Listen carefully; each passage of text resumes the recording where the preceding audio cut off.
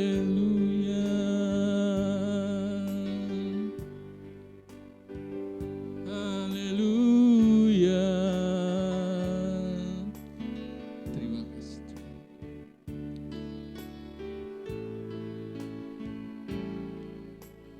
Engkaulah kekuatanku, tempat perlindunganku saat badai menerpa. Aku tak akan goyah, aku tak akan goyah, sebab Kau sertaku. Mari katakan sekali lagi, Engkaulah kekuatanku Tuhan. Engkaulah kekuatanku, tempat perlindunganku saat badai menerpa. Aku tak akan goyah, aku tak akan goyah, sebab Kau sertaku. Sejauh langit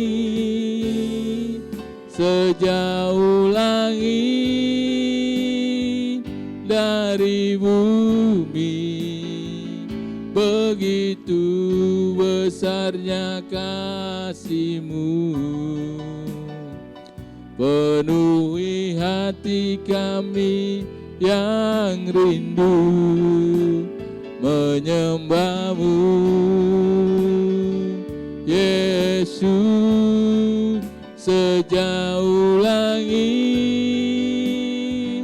dari bumi, begitu besarnya kasih-Mu.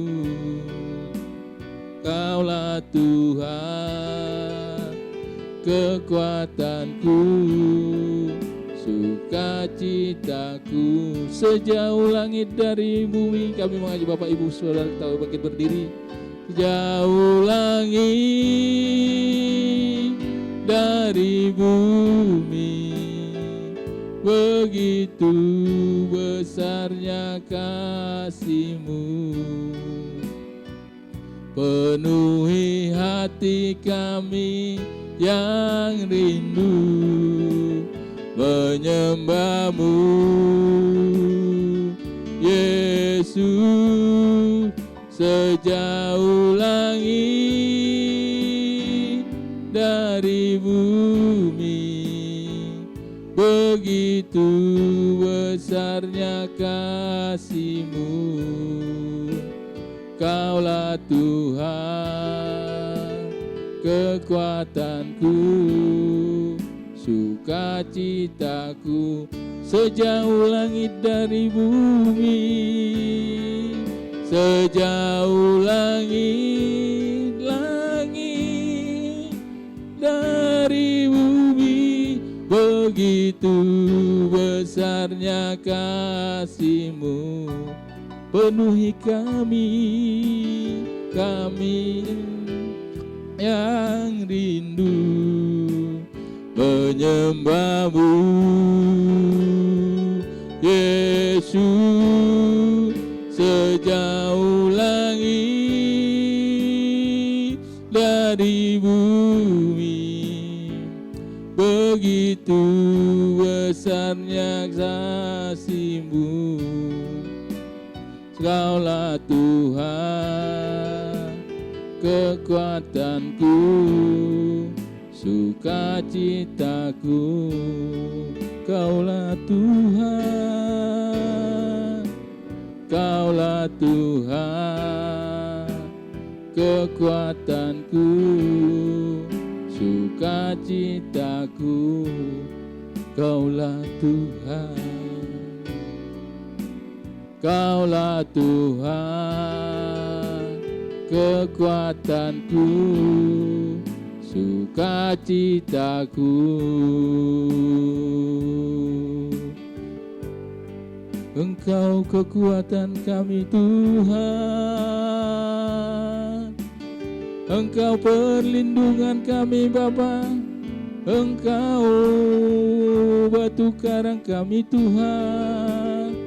Kami menyembah-Mu Bapa, kami memuliakan-Mu Tuhan. Syukur Bapa buat kebaikan-Mu, buat kasih setia-Mu. Haleluya.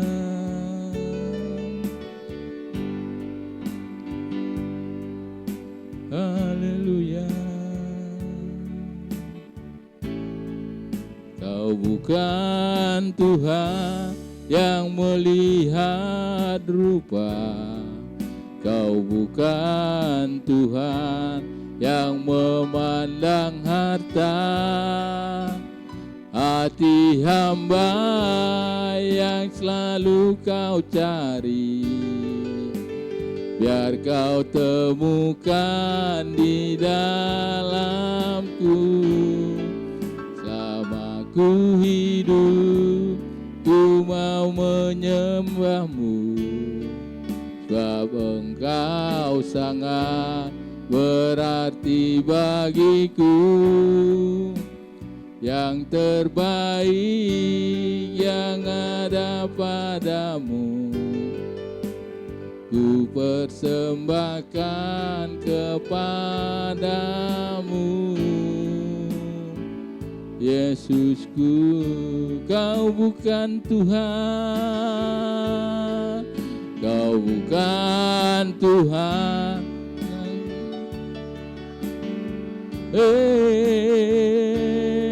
Kau bukan Tuhan. Hati kami yang selalu Kau cari, biar Kau temukan di dalamku. Selama ku hidup, ku mau menyembah-Mu, sebab Engkau sangat berarti bagiku. Yang terbaik yang ada padaku, ku persembahkan kepadamu. Yesusku, yang terbaik yang ada padaku, yang terbaik yang ada padaku, ku persembahkan kepadamu. Yesusku. Haleluya, haleluya. Terima kasih Bapa untuk segala kebaikan-Mu, kasih setia-Mu dalam hidup kami. Hingga kami boleh ada pagi hari ini bersama-sama di rumah-Mu Tuhan. Semua kasih karena hanya kasih-Mu Tuhan, bukan kekuatan dan gagah kami. Mari berbicara, berkarya di tempat ini Tuhan, melalui setiap hati kami. Biar Roh Kudus-Mu yang beri kami sukacita, beri kami kekuatan, sehingga apapun yang kami berikan melalui pujian dan penyembahan kami, biarlah menjadi upaya yang di hadapan Tuhan.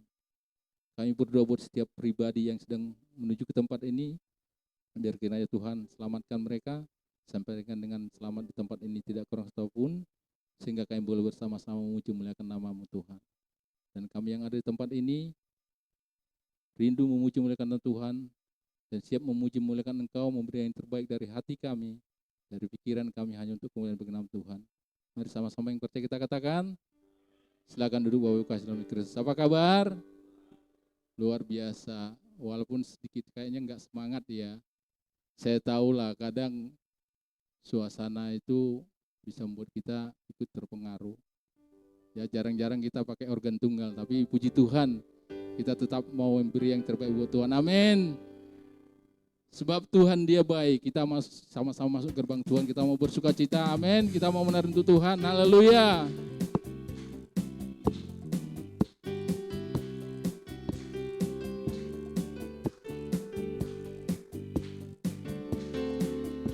Mari masuk gerbangnya dengan hati bersyukur, halamannya dengan pujian. Penuhi baitnya dengan nyanyian syukur, hadiratnya penuh sukacita. Katakan sebab Tuhan dia baik, sebab Tuhan dia baik dan anugerahnya kekal selama-lamanya. Amin. Sebab Tuhan dia baik dan anugerahnya kekal selama-lamanya. Amin. Sekali lagi kita katakan, mari masuk gerbangnya dengan hati bersyukur. Mari masuk gerbangnya dengan hati bersyukur, halamannya dengan pujian. Penuhi baitnya dengan nyanyian syukur, hadiratnya penuh sukacita. Sebab Tuhan dia baik dan anugerahnya kekal selama-lamanya. Amin. Sebab Tuhan dia baik dan anugerahnya kekal selama-lamanya. Amin. Sebab Tuhan dia baik dan anugerahnya kekal selama-lamanya.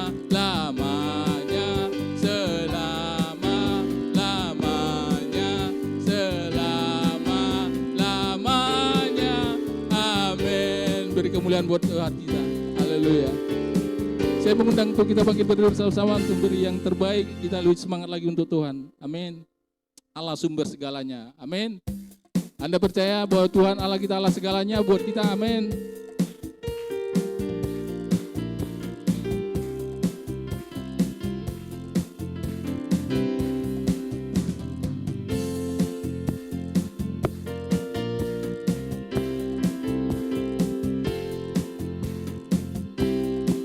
Ku masuk ke dalam hadirat Tuhan dengan nyanyian baru, membawa korban ucapan syukur bagi Rajaku, memuji, menyembah, berdoa,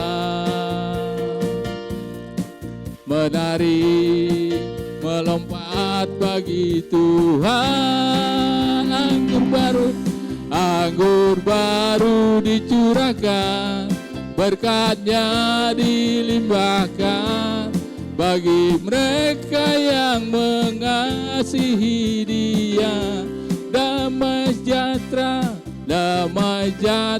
Dia berikan, sukacita ku dapatkan, sebab Engkau Allah sumber segalanya. Ku masuk ke dalam hadirat Tuhan dengan nyanyian baru, membawa korban ucapan syukur bagi Rajaku, memuji, menyembah, berdoa, menari, melompat bagi Tuhan. Anggur baru dicurahkan, berkatnya dilimpahkan bagi mereka yang mengasihi Dia. Damai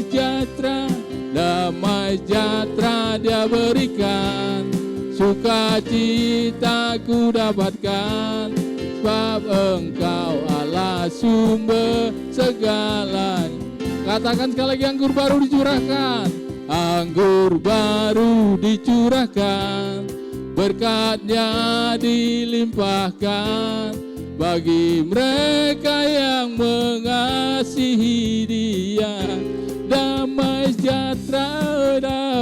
sejahtera Dia berikan, sukacita ku dapatkan, sebab Engkau Allah sumber segalanya.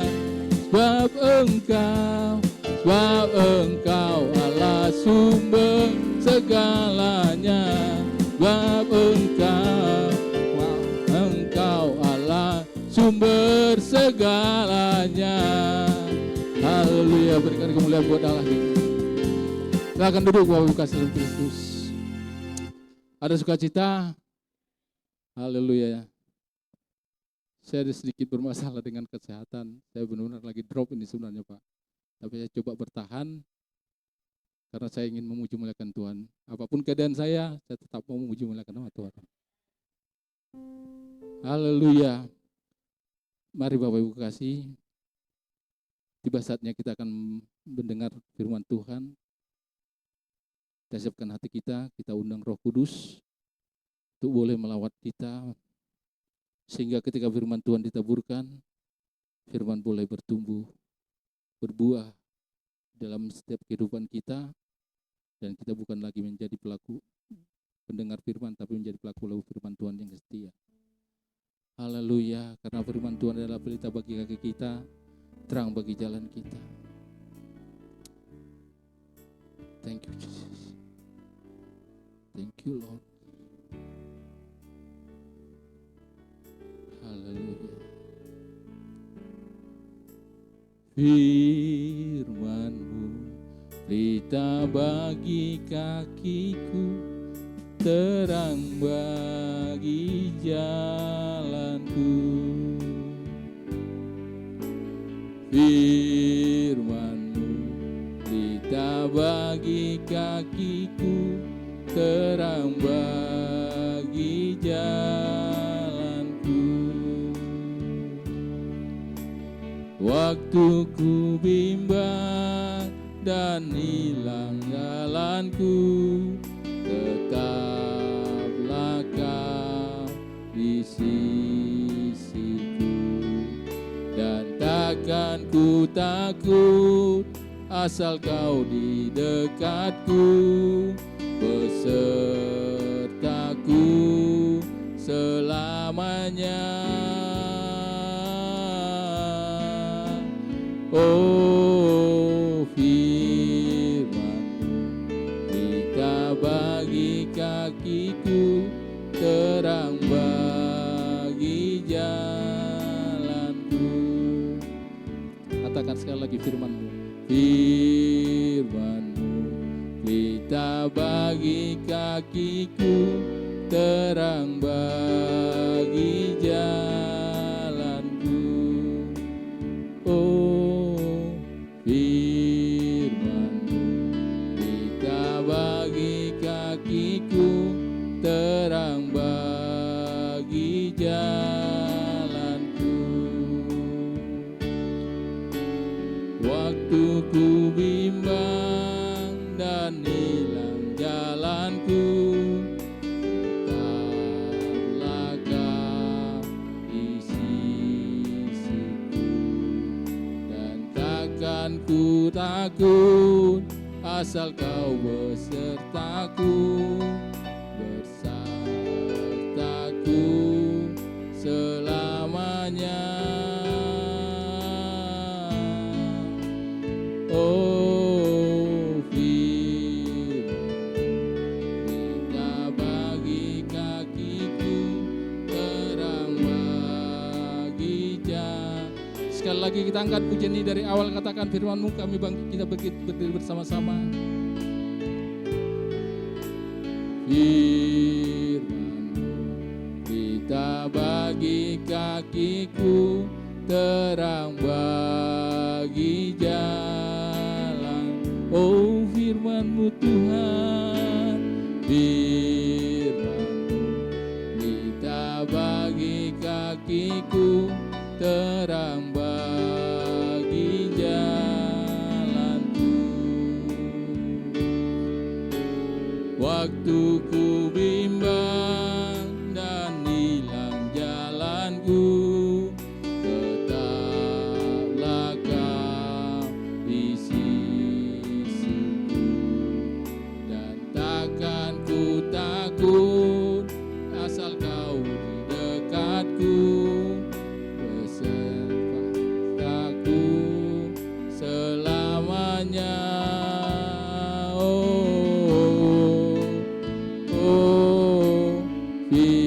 Firman-Mu pelita bagi kakiku, terang bagi jalanku.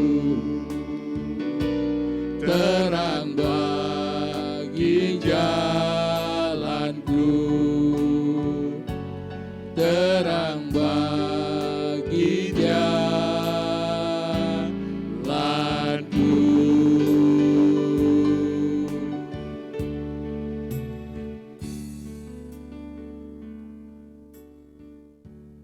Kiranya betul-betul Tuhan, kami memerlukan pertolongan-Mu di dalam setiap langkah kami. Kiranya Tuhan, kami belajar bersandar kepada kebenaran firman-Mu yang menerangi setiap langkah kehidupan orang-orang yang mau berjalan bersama dengan Engkau, yaitu orang-orang yang mau mengikuti teladan kehidupan yang Engkau berikan. Bapa di surga, biarlah pada kami sudah memuji memuliakan nama-Mu, dan sebentar kami akan mendengarkan firman-Mu.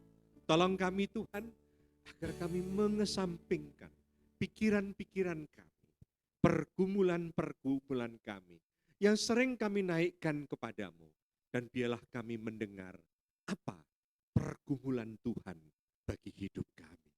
Ya Tuhan, ampuni kami karena kami sering tidak memikirkan apa yang Tuhan mau.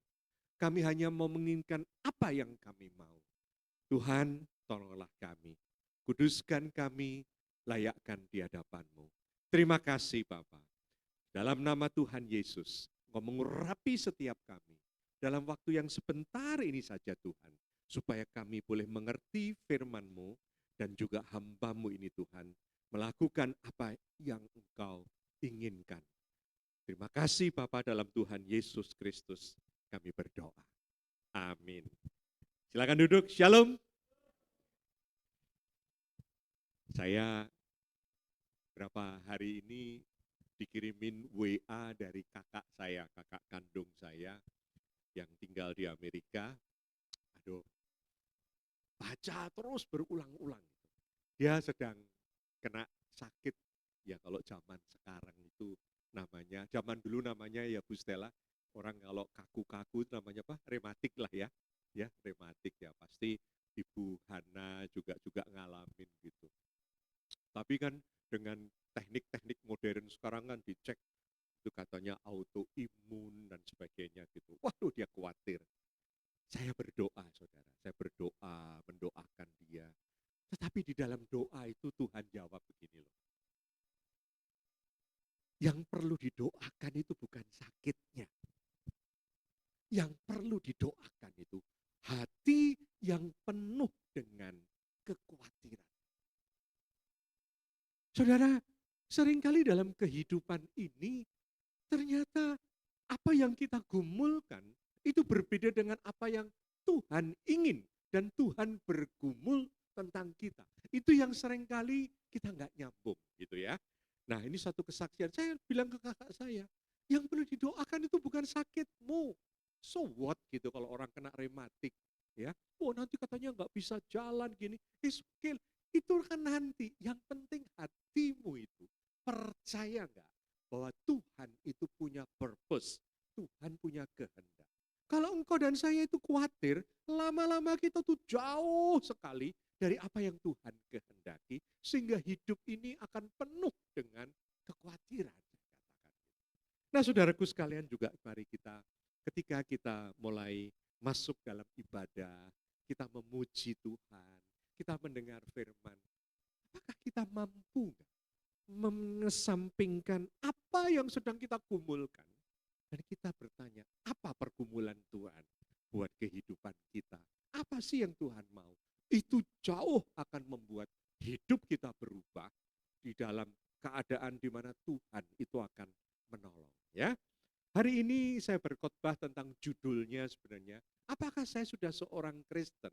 Tapi sebenarnya itu adalah sebenarnya apakah identitas Kristen kita itu sudah betul-betul nyata atau belum, ya.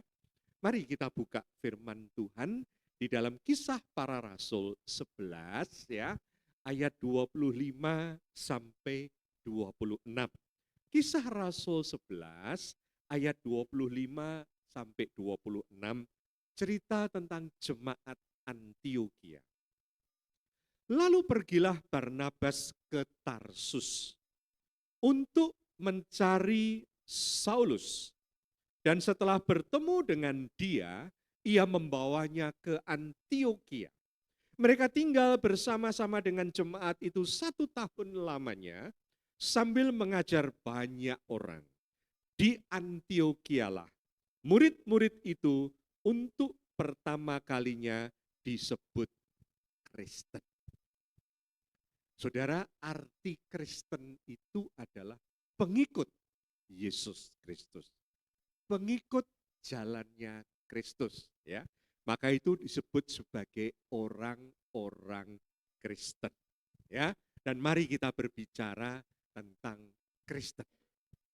Apakah saya, saudara itu semua yakin dan bangga dengan identitas kita sebagai seorang Kristen atau seorang pengikut Yesus Kristus? Coba mari kita renungkan. Pernah enggak kita itu merasa bahwa kita itu punya identitas sebagai orang Kristen dan itu penting dalam kehidupan ini.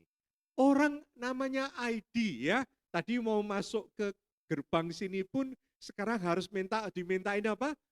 ID kita. Artinya apa? Setiap orang itu punya ID yang perlu dikenal oleh orang lain. Ya.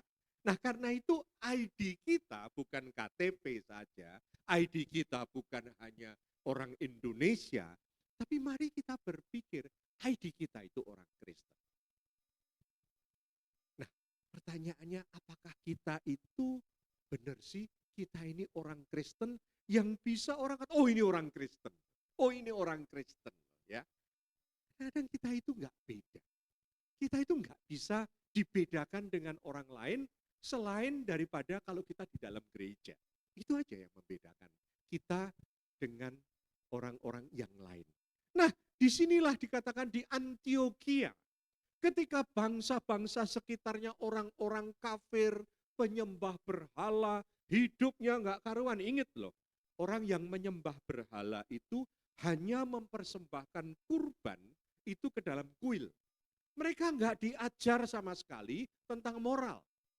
Yang penting mereka mempersembahkan kurban ke dewa ini atau ke dewa itu dan mereka mendapatkan janji berkat perlindungan dari dewa. Setelah itu hidup mereka enggak karuan. Maka itu di zaman dulu, waktu di zaman itu moral itu jelek sekali. Nah, orang Kristen ini bisa diidentifikasi bahwa mereka pengikut Yesus Kristus. Jemaat di Antiokhia yang masih baru. Berarti ada sebuah perubahan yang besar. Yang orang nggak malu disebut sebagai orang Kristen. Tapi kalau kita melihat saudara, sekarang ini banyak nggak orang Kristen yang sebenarnya hidupnya itu nggak cocok disebut sebagai orang Kristen. Karena apa? Karena sikap dan tingkah lakunya. Banyak orang yang pelayanan di gereja, itu antara pelayanannya dia dengan kehidupannya dia sama sekali nggak nyambung.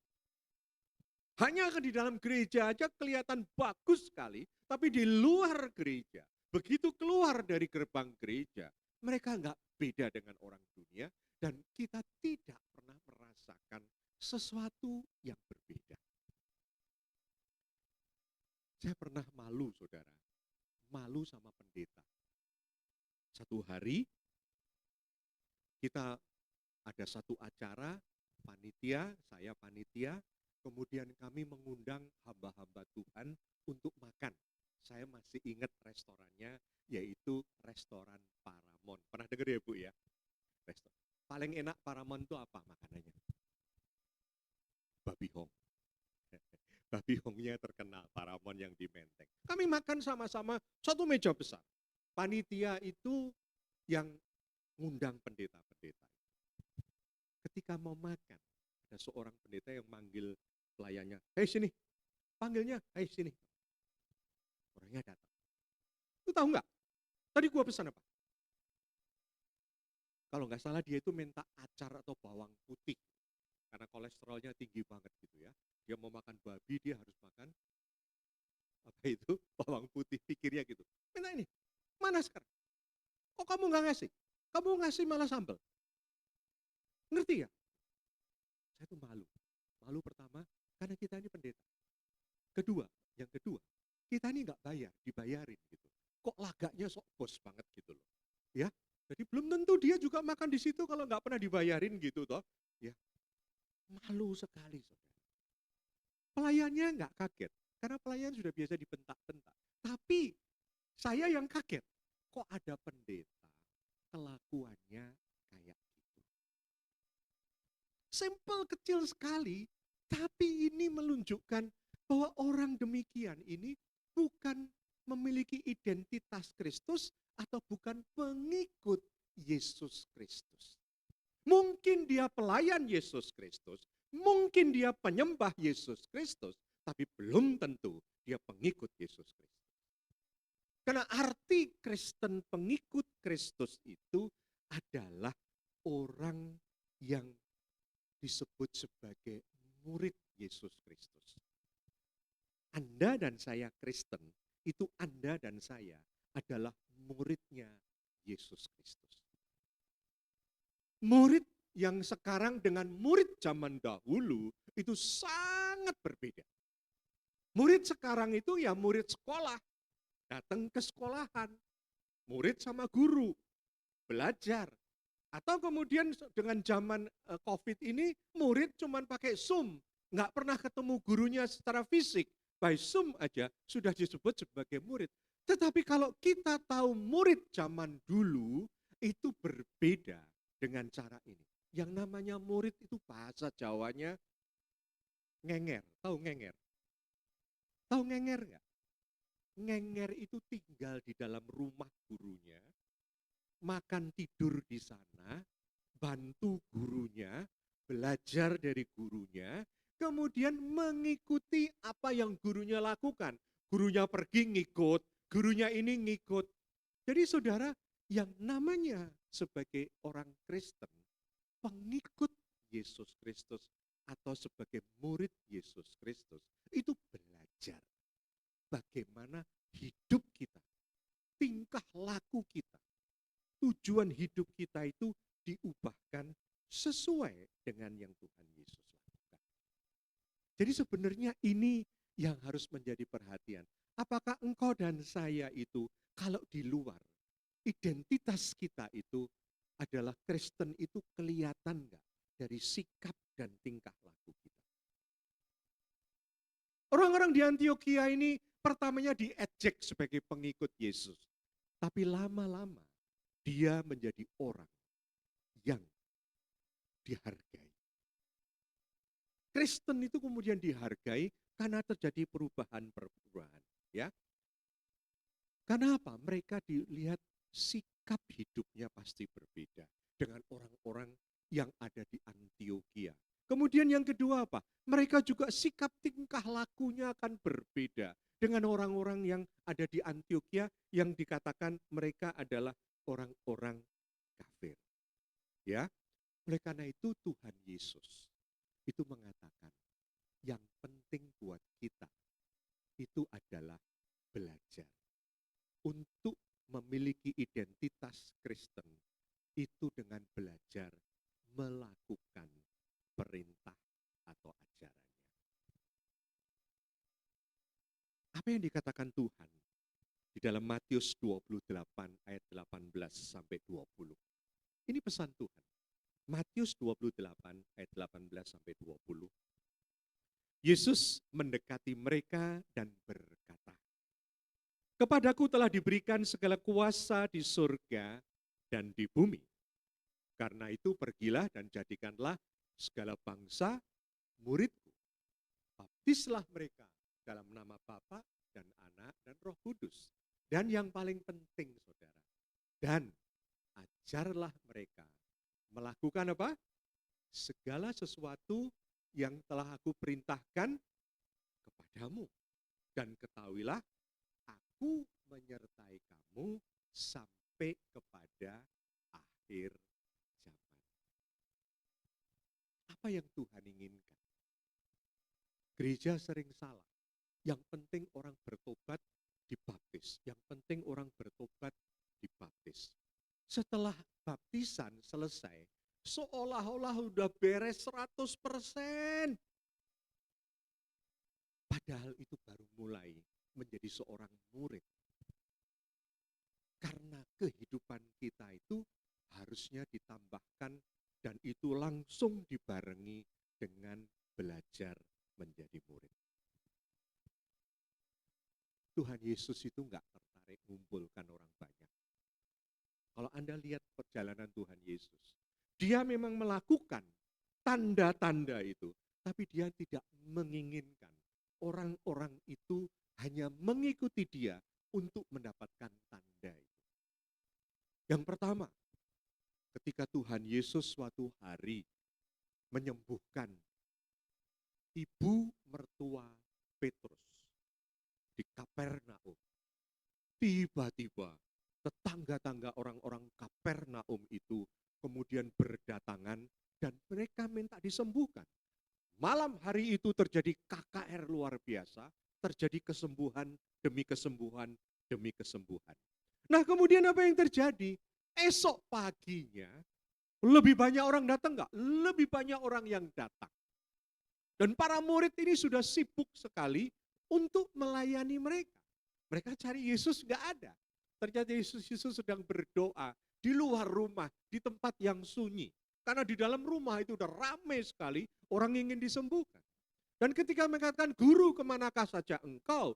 Karena orang banyak sudah mencari engkau, Yesus ngomong, "Ayo kita sekarang pergi." Loh, itu orang-orang gimana? Mereka minta disembuhkan. Yesus ngomongnya begini, "Aku gak peduli. Karena aku diperintahkan Bapa untuk memberitakan kerajaan surga. Dan masih banyak tempat yang butuh berita kerajaan surga. Ayo kita pergi." Ditinggal mereka. Pikirnya kita, Tuhan tuh seneng kalau kita itu datang minta mujizat, didoakan gitu, terus sembuh, terus Tuhan seneng. Enggak. Kitanya aja yang seneng cari-cari mujizat. Tapi Tuhan enggak. Tuhan cari orang yang mau diubahkan. Bahkan kutuk yang Tuhan katakan kepada Kapernaum itu, "Hai Kapernaum, seandainya di Sodom ada pertobatan, ada mujizat seperti ini, Sodom akan bertobat. Tapi engkau yang menerima berkat mujizat, engkau akan diturunkan ke dalam dunia orang mati." Itu kutuknya Tuhan terhadap penduduk Kapernaum. Tuhan enggak tertarik.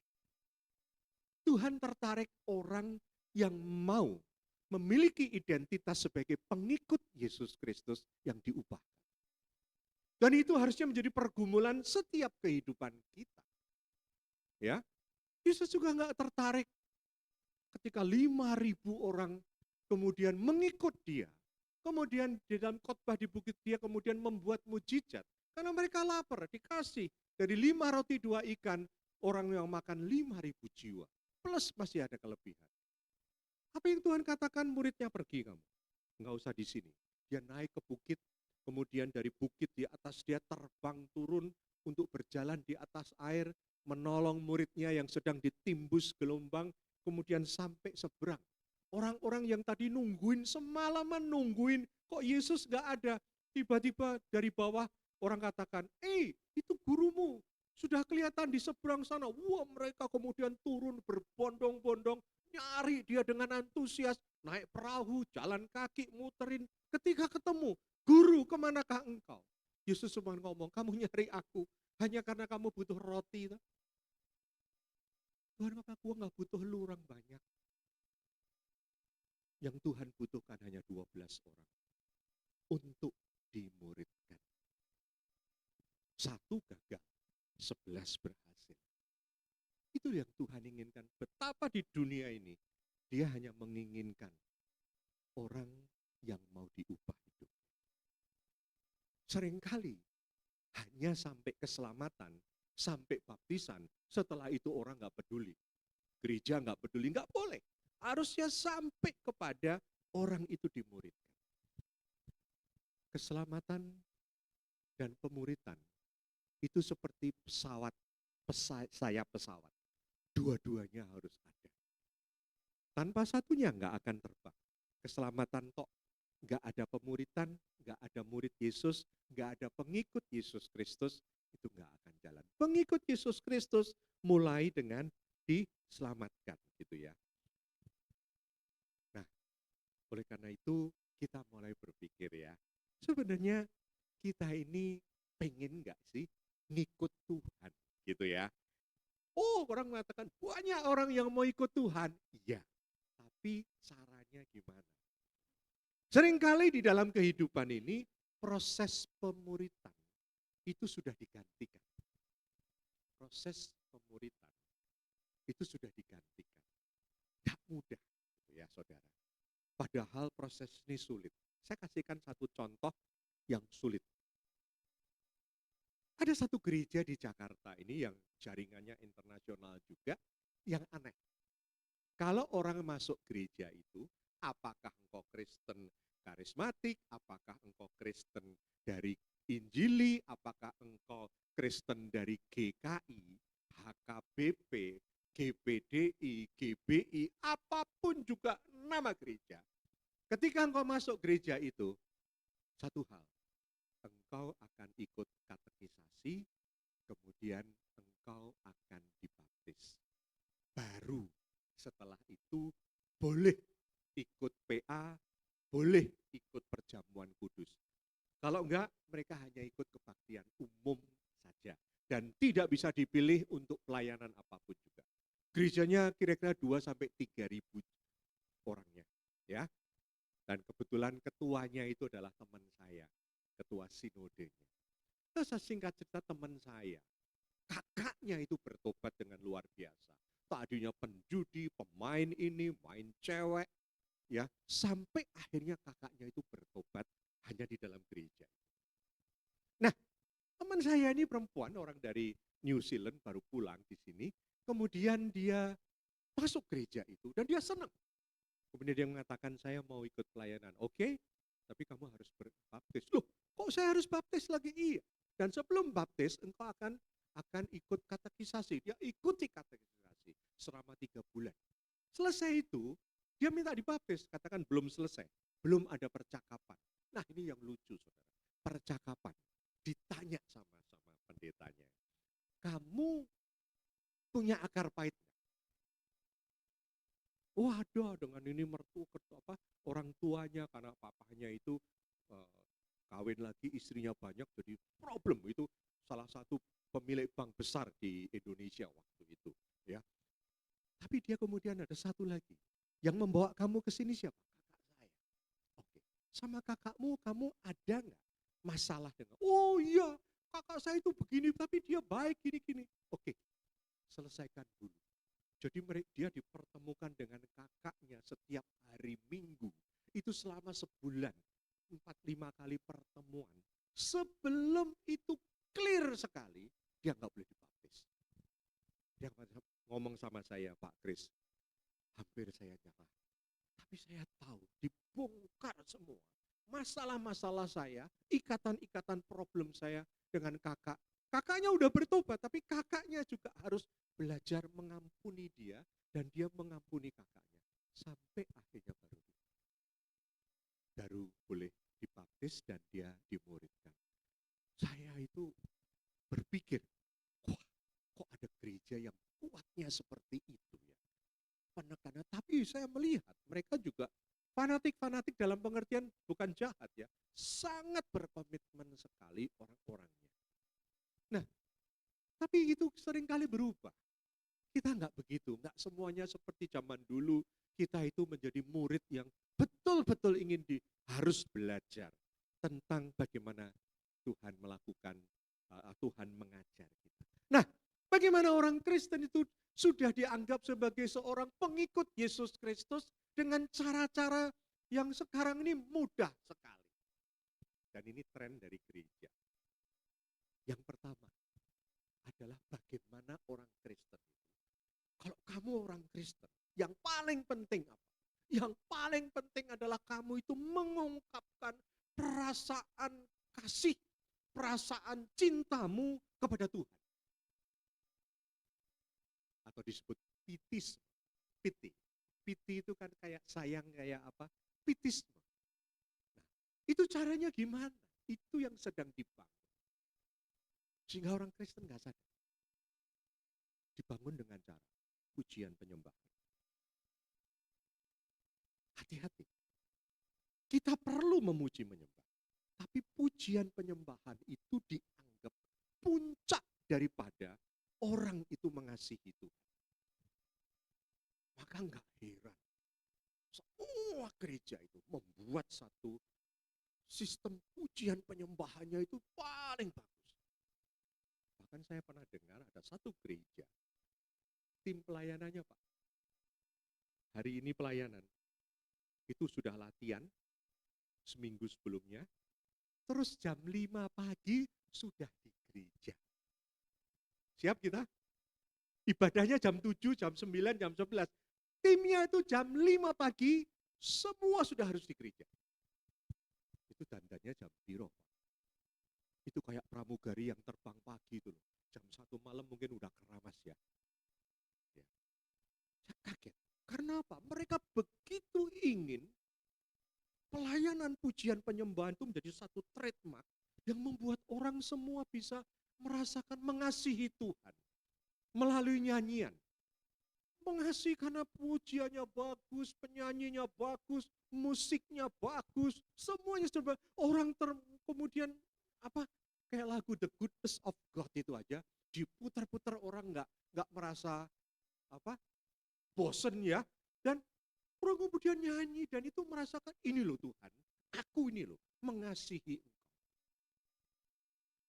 Padahal banyak pelayan-pelayan itu juga yang hidupnya gak karuan. Karena semuanya diarahkan kepada hal itu. Ada sekelompok mahasiswa yang pelayanan di satu gereja di luar kota. Saya memantau karena anak rohani saya mahasiswa di sana. Dia mengatakan, saya pernah ngomong, itu temanku itu ya, hampir setiap 2 minggu atau berapa, itu pasti cari beli baju baru, kalau enggak pinjem. Karena apa? Waktu WL di gereja itu merah-merah semua, hijau-hijau semua, kuning-kuning semua gitu ya. Itu mau pemilu mungkin ya warnanya. Dan itu orang itu beli baju kredit pakai Shopee Later namanya ya. Ya. Hanya untuk dan waktu pelayanan dia katakan, temanku itu beda banget dengan kehidupan sehari-hari. Ada apa? Caranya ngomong. Kemudian waktu pelayanan, masa dia bisa nyembah-nyembah di mimbar, kemudian mimbar ini dicium, katanya ini tempat Tuhan bertahta di atas pujian. Saya jadi jijik lah dia bilang anak-anak saya itu, anak rohani saya. Nah, satu hari mereka pergi tur liburan ke luar kota. Saya tanya, teman-temanmu pemuji-pemuji WL itu, kalau pagi ngajak doa. Dia ngomong, oh mereka bangunnya telat semua. Ya ilah, saya kata. Mereka baca Alkitab enggak? Enggak. Lah, saudara, di mimbar itu kelihatannya mereka, identitasnya itu luar biasa. Dan yang memuji juga merasakan sudah cukup mengasihi Tuhan. Tapi itu Tuhan tidak pernah inginkan, sama sekali Tuhan enggak pernah inginkan. Apa yang Tuhan inginkan? Yohanes 14 ayat 15. Yohanes 14 ayat 15. Jikalau kamu mengasihi aku, kamu akan apa? menuruti segala perintahku. Inilah inti menjadi murid atau pengikut Yesus Kristus atau Kristen. Intinya cuma satu, melakukan perintahku. Ayat yang 21 lebih jelas. Barang siapa memegang perintahku dan melakukannya, dialah yang mengasihi aku. Dan barang siapa mengasihi aku, apa ini loh kuncinya? Ia akan dikasihi oleh Bapakku dan aku pun akan mengasihi dia dan akan menyatakan diriku kepada Tuhan. Itu nyata, ada bersama kita ketika kita mau berjalan di dalam firman-Nya. Mudah enggak? Enggak mudah. Kita cenderung mau menipu, kita cenderung mau bohong supaya kita enggak rugi, kita cenderung untuk berbuat sesuatu karena kita takut mendapatkan risikonya. Tetapi ketika kita melakukan itu, ingat, Tuhan tidak beserta dengan kita. Tetapi ketika kita ada dalam pergumulan, ketika kita harus jujur, ketika kita harus terus terang, Tuhan beserta dengan kita. Dan kita akan menikmati penyertaannya, kehadirannya saat kita ingin melakukan perintahnya. Ya itulah saudara. Yesus ngomong, kamu mau cinta aku? Boleh. Tapi lakukan. Bukan dengan perasaan cinta yang tanpa Roh Kudus. Hanya jiwani, hanya sesuatu ekspresi emosi yang membuat kita puas. Tapi Tuhan gak pernah puas dengan kita. Gitu ya. Nah, yang pertama itu tindakan pietisme. Yang kedua, orang-orang yang mau menunjukkan identitas Kristennya, itu adalah orang-orang yang ingin melakukan firman itu dengan cara apa adanya. Ya. Tetapi dia tidak memahami keseluruhan firman. Jadi orang yang melakukan, pokoknya aku udah lakukan loh, pokoknya aku udah lakukan ya. Kalau enggak Tuhan marah loh, kalau enggak Tuhan takut Tuhan marah, aku pokoknya udah melakukan lah. Itu bahaya sekali tanpa mengerti seluruh kehendak Tuhan. Jadi orang-orang yang literalisme ini adalah orang-orang seperti orang Farisi. Ya, di satu sisi memang kelihatan melakukan, tapi sebenarnya dia melakukan itu bukan karena dia memahami dan mengerti dan melakukannya demi Tuhan, tapi demi dirinya. Demi dirinya. Ya, itu berbeda sekali dan kita harus hati-hati. Ini pun terjadi di dalam kehidupan gereja. Karena itu Matius 12 ayat 23 mengatakan demikian. Bagus sekali. Matius 12 ayat 23. Celakalah kamu, hai ahli-ahli Taurat dan orang-orang Farisi, hai kamu orang-orang munafik. Sebab persepuluhan dari selasih, adas manis, dan jintan kamu bayar. Tetapi yang terpenting dalam hukum Taurat kamu abaikan, yaitu keadilan dan belas kasihan dan kesetiaan. Yang satu harus dilakukan dan yang lain jangan diabaikan. Pak, ngitung perpuluhan jintan itu gimana Pak? Pernah tahu jintan nggak? Tahu ini nggak? Apa? Selasih nggak? Tahu. Jadi kalau you punya pohonmu menghasilkan 1 kilo selasih, ya, kamu harus memisahkan 1 on itu untuk Tuhan.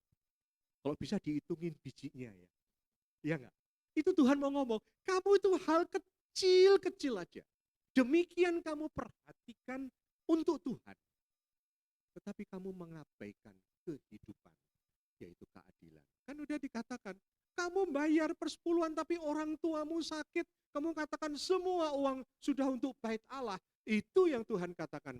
Kamu juga adalah orang yang tidak melakukan apa yang Tuhan inginkan. Jadi ikut Tuhan, melakukan firman itu adalah juga dalam arti berdampak bagi orang lain. Hidup berdampak itu sebenarnya sangat enak dengan taat. Saudara pernah tahu ya, yang Ibu Maimunah yang pernah khotbah di sini. Saat ini usianya mencapai hampir 83. Saudara tahu saya kemarin 5-6 hari di Dubai dengan dia. Waduh, panasnya luar biasa, kita sudah nyesel lah. Terbang 9-10 jam hanya untuk meeting 4-5 hari dalam hotel. Udah mendingan meeting di Jakarta atau di Bali lebih enak. Tapi dia itu luar biasa.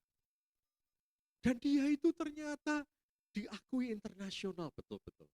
Ketika dia naik ke panggung pidato, tanpa pelayanan you, dia dikatakan kami ini bukan apa-apa. Mereka mengatakan panitia, luar biasa. Jadi dia itu selalu kalau ada di tengah orang itu bisa membawa damai. Ya, bisa membawa semangat, membawa damai. Nah, pulang dari sana, kemarin kami ke Makassar. Meeting 4 hari, 3 hari. Dan ada 1 hari pergi ke daerah yang namanya Ramang-Ramang, yaitu di daerah Maros. Panasnya luar biasa juga. Itu tempat kayak seperti kalau di Vietnam yang Pulau James Bond gitulah ya, dengan karang-karangnya. Tapi ini air payau dan kita naik perahu. Panasnya luar biasa. Naik turun perahu itu, aduh, buat dia itu satu struggling sekali. Karena nggak ada tangga, harus manjat dipegangin. Tapi mereka mengatakan, kalau mami nggak ikut, kami semua batal. Wah, tapi kehadiran dia, itu benar-benar orang yang diharapkan. Dan satu hal, hidupnya itu cuma satu, kepingin menjadi berkat. Tapi dia ngomong, ingat ya, kamu Chris, sama anak-anakku semua yang lain. Kalau mami sudah suatu saat, sudah nggak bisa ngomong, sudah nggak bisa lihat, sudah diem aja, dipasangin apa itu, paru-paru buatan, mami perintahkan dari sekarang, copot semuanya. Karena kalau hidup ini sudah nggak berguna buat Tuhan dan buat sesama, buat apa kita hidup? Dipasangi mesin untuk hidup, buat apa? Mendingan cepat pergi, balik kepada Tuhan. Hidup ini harus berdampak melalui firman yang kita lakukan. Sehingga orang merasakan berkat itu dari firman. Bukan kita punya hidup hanya untuk diri kita sendiri. Ya. Dan yang ketiga, identitas Kristen itu seringkali hanya dipotret kalau orang itu aktif melayani. Aktif, rohaninya tinggi. Itu juga bahaya sekali, maka itu jangan sampai kita itu tahu orang aktif tapi tingkah lakunya beda. Nah, itu yang paling bahaya. Mengapa? Apa yang Tuhan katakan di dalam orang yang beraktivitas rohani tinggi? Apa yang Tuhan katakan di dalam penutup rangkaian khotbahnya di bukit? Yesus mengatakan di dalam Matius 7 ayat 21 sampai 23. Demikian firman Tuhan, bukan setiap orang yang berseru kepadaku, Tuhan, Tuhan, akan masuk ke dalam surga. Melainkan dia yang melakukan kehendak Bapakku yang di surga. Ingat, perintahku, kehendak Bapakku, kehendakku, semua itu adalah Tuhan katakan, you do. Gitu ya. Enggak perlu cuman hanya ngomong doang gitu. Pada hari terakhir banyak orang akan berseru kepadaku, Tuhan, Tuhan, bukankah kami bernubuat demi namamu, ini bahaya pendeta, dan mengusir setan demi namamu, dan mengadakan banyak mujizat demi namamu juga. Pada waktu itulah aku akan berterus terang kepada mereka dan berkata, aku tidak pernah mengenal kamu, enyahlah daripadaku kamu sekalian pembuat kejahatan. Di teman-teman sekalian, ketika saya membaca Matius 11 dalam renungan saya itu, saya berpikir, iya ya, identitas kita itu mau seperti apa. Seringkali kita hanya bagus di dalam gereja, tapi apakah di luar gereja? Kita itu dikenal, bukan karena KTP-nya Kristen, agamanya Kristen, tapi kita pengikut Yesus Kristus. Itu yang paling penting. Mari kita berpikir ya, apa sih yang orang perlu tahu, aku sebagai orang Kristen, itu aja. Apa yang orang perlu tahu, aku sebagai orang Kristen. Apakah aku seorang pemilik perusahaan, apakah aku seorang profesional, apakah aku seorang eh, guru, apakah aku seorang dokter, apapun juga. Apa yang orang pengen harusnya tahu? Aku ini pengikut Yesus Kristus melalui apa yang aku kerjakan, aku lakukan. Kalau itu bisa kena dalam hidup kita, itu menjadi motor kita, maka pelayanan kita akan berbeda. Kita bekerja itu beda sekali. Karena misi kita itu bukan buat kita, misi kita itu untuk Tuhan, dan misi kita dipakai untuk sesama. Kita akan mempengaruhi orang agar orang itu bisa mengenal Tuhan juga. Nah, maka itu saudaraku sekalian, marilah kita berpikir sekarang. Apa sih yang Tuhan mau identitasku sebagai orang Kristen? Ya, pikirkan dan kita lakukan. Tuhan memberkati kita semua. Bapa di surga, ampuni kami karena kami sering tidak pernah memikirkan apa yang Tuhan mau dalam hidup kami. Tetapi apa yang kami mau, Tuhan seringkali kami lakukan. Bapa di surga, orang-orang di Antioquia hidup di tengah orang-orang yang tidak mengenal Tuhan. Hidup di tengah moralitas yang begitu jahat. Tetapi mereka diidentifikasi sebagai orang Kristen, yaitu pengikut Yesus Kristus. Ajar kami Tuhan, sadarkan kami, agar kami juga pengikut Yesus Kristus di tengah-tengah kehidupan kami. Di tengah-tengah kami bekerja, di tengah-tengah kami bersosialisasi. Biarlah orang tahu bahwa kami adalah orang-orang yang pengikut Yesus Kristus. Kami percaya Engkau akan menyertai kehidupan, perjalanan hidup kami, karena kami ingin menyatakan Kristus di dalam sikap hidup kami. Dalam nama Tuhan Yesus, kami bersyukur dan memohon kepadamu. Amin. Tuhan memberkati.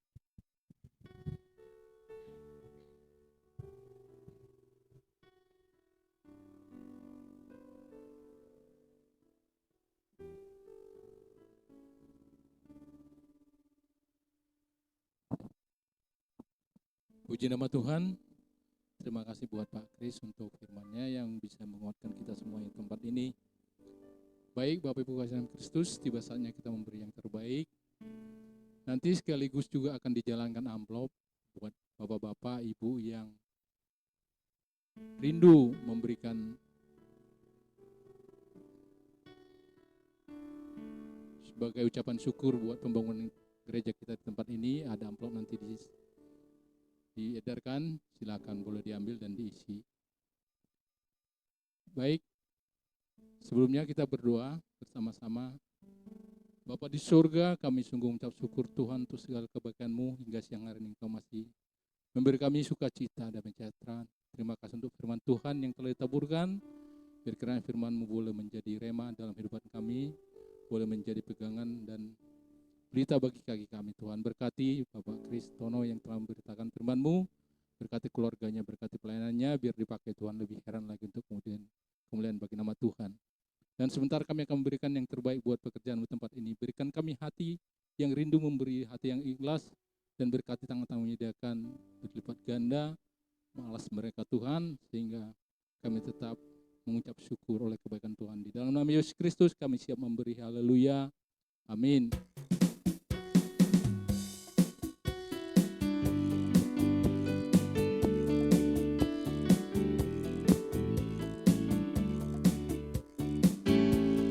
Apa yang tak pernah dilihat mata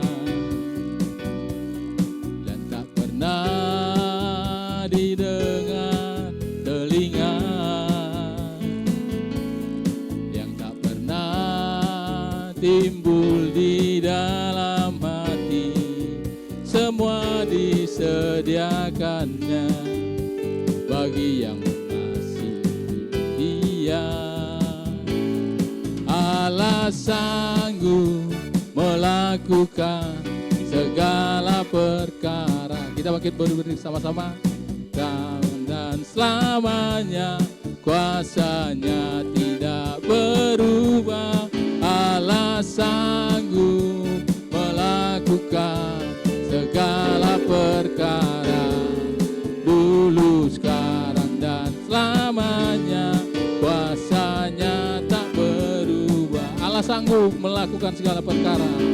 Allah sanggup melakukan segala perkara, dulu, sekarang, dan selamanya. Kuasanya tidak berubah. Allah sanggup melakukan segala perkara, dulu, sekarang, dan selamanya. Dulu, sekarang, dan selamanya.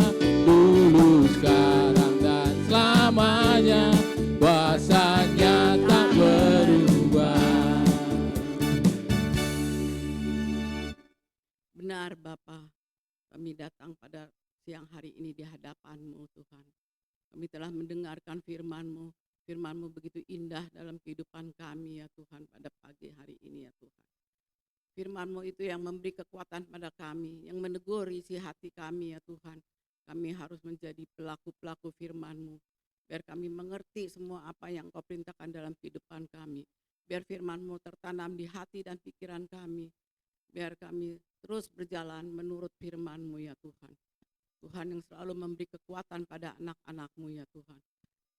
Begitu banyak sekarang ini kendalanya ya Tuhan, kejahatan di mana-mana. Tapi tanpa firman-Mu kami tidak mampu ya Tuhan. Firman-Mu yang memberi kekuatan pada kami anak-anak-Mu semua ya Tuhan. Firman-Mu berjanji ya dan amin Tuhan. Terima kasih Bapa. Firman-Mu adalah pelita bagi kaki kami, terang bagi jalan kami. Terima kasih, terima kasih. Pada siang hari ini kami juga berdoa untuk Pak Kris yang menyampaikan firman-Mu. Tuhan beri hikmat selalu pada Pak Kris, beri kekuatan apa yang dia beritakan firman-Mu. Selalu Tuhan, biar banyak orang-orang jiwa-jiwa yang bertobat ya Tuhan. Dimanapun dia berada, Tuhan pakai dia ya Tuhan. Lebih hari ya Tuhan. Dan berkati juga rumah tangganya, berkati juga semua anak mantu dan anak mantunya ya Tuhan. Dimanapun mereka berada, Tuhan berkati mereka. Tuhan berkati semua dalam pelayanannya, dimanapun dia melayani, Tuhan selalu ada dalam kehidupannya. Penuh-penuhkan hikmat pada dia ya Tuhan. Terima kasih ya Bapak. Kami juga berdoa pada siang hari ini, banyak jemaat kami yang tidak hadir, apapun permasalahan mereka, kami tidak tahu. Tuhan yang lebih mengetahui, Tuhan tahu, Tuhan isi tilik hati dan pikiran mereka ya Tuhan. Apapun segala penyakitnya Tuhan jamah, Tuhan sembuhkan yang sakit ya Tuhan, tidak terkecuali. Yang dalam kekurangan juga Tuhan yang mencukupi. Yang lemah iman Tuhan memberi kekuatan pada mereka. Dimanapun mereka berada, Tuhan yang memberkati mereka ya Tuhan. Berkati juga rumah tangganya ya Tuhan. Begitu juga kami semua yang hadir pada siang hari ini, Tuhan jamah ya Tuhan. Apapun permasalahan mereka masing-masing, Tuhan yang lebih mengetahui semua. Tuhan pakai hamba-hamba-Mu, pelayan-pelayan-Mu pada siang hari ini yang melayani gereja-Mu ini ya Tuhan. Tuhan urapi mereka ya Bapa. Tidak putus-putusnya juga kami mengucap syukur Tuhan. Sampai saat ini juga izin masih belum selesai ya Tuhan. Kami minta Tuhan campur tangan. Ini untuk rumah-Mu ya Bapa yang kami jalankan ini ya Tuhan. Tuhan tahu apa kerinduan kami. Tuhan pakai semua yang mengurus izin-izin ini ya Tuhan. Dengan penuh kasih, dengan penuh cinta kasih kepada-Mu ya Tuhan. Tuhan urapi mereka juga semua ya Tuhan. Biar lebih hari lebih cepat, lebih lancar semua apa yang dia kerjakan ya Tuhan. Biar nama-Mu selalu yang dimuliakan, yang ditinggikan Tuhan. Dan kami juga berdoa untuk sekolah minggu juga ya Tuhan.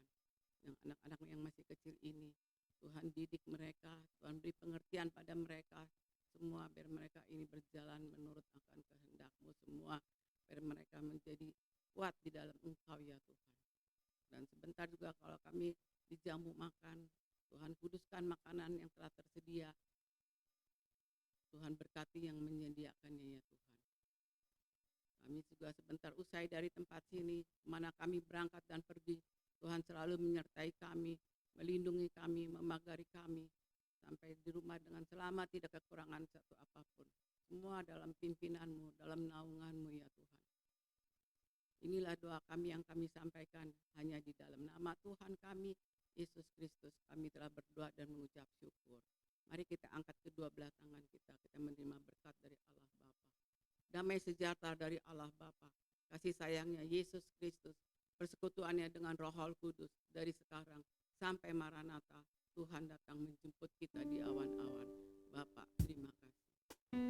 Terima kasih Yesusku buat anugerah yang Kau beri. Sebab hari ini Tuhan adakan syukur bagimu. Syukur bagimu. Syukur bagimu.